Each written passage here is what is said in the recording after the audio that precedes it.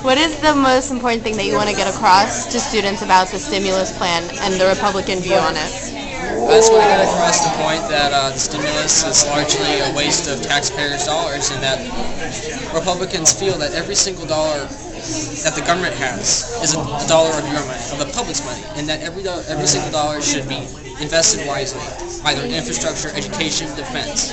But nothing in this bill applies to any of that. Maybe some infrastructure improvements and whatnot, but largely on the entire bill is full of corporal spending that is completely wasted and only panders to certain individuals in Congress and panders to their districts for garnishing votes from the voters.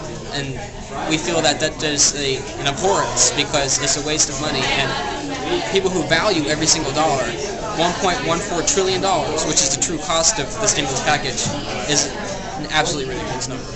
What do you think after the stimulus plan, what do you think is going to be the result of it on Americans? On our economy? I think it's largely going to fail. It may work for the short run, it may stimulate jobs, but what we Republicans believe, and economists agree, that people need jobs. They don't need work. The stimulus is going to provide some work, like resodding the National Mall. That's one of the ridiculous projects that they're going to do. That's $200 million. It's going to create work, people laying grass for the National Mall, but it's not going to create jobs over the long run. And the Congressional Budgetary Office said that the stimulus is not going to work, and it's actually going to harm the U.S. economy because in 10 years from now, it's going to reduce the GDP of the United States, which is a result of this massive spending bill.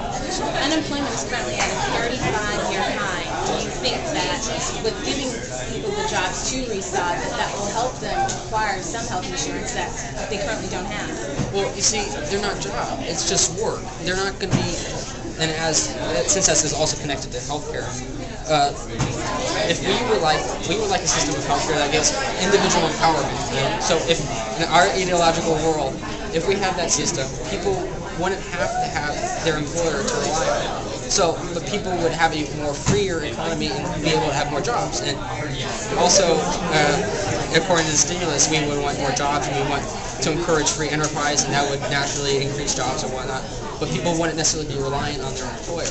They'd be relying on the free market to provide their options for them. So, to answer your original question, it may provide healthcare for the short run, but healthcare right now it's a major issue, but the stimulus is going to hurt the economy, and it's going to hurt workers over the long run because it's just providing work, not jobs. What should they provide instead? Instead of the stimulus, what's a better plan? Well, Republicans naturally, as Josh would agree, we don't encourage spending at all because the statistics that the Congressional Budgetary Office said that's going to reduce GDP is a result of crowding out, which is when the government crowds out the private sector, in which decreases production and innovation and productivity. So for that, we should cut taxes all across the board. You know, a lot of Democrats say, "Oh, we're just cutting taxes for the wealthy," but we're cutting their taxes. We're cutting middle-class taxes. We're cutting lower-class taxes. We would like to eliminate the death tax, the property taxes, the capital gains taxes, stuff like that. They actually harms our economy, and that this stimulus bill does not address. How